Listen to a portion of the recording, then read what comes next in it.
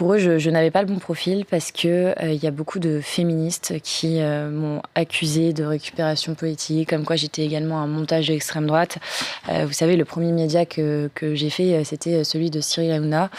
Et à la suite des publications qu'il peut y avoir sur les réseaux sociaux, il y a eu énormément de commentaires de haine parce que je n'étais pas non plus forcément la bonne victime, parce que je n'avais pas pleuré sur les plateaux de télévision et que, encore une fois, comme je vous l'avais dit, j'étais un montage politique pour parler d'immigration, Et d'insécurité. d'insécurité. J'ai contacté Anne-Cécile Meffer, dont on avait parlé justement sur votre plateau avec Marine Schiappa. Oui. Anne-Cécile Meffer, qui est la présidente de la Fondation des femmes, que j'avais contactée 10 jours après mon agression.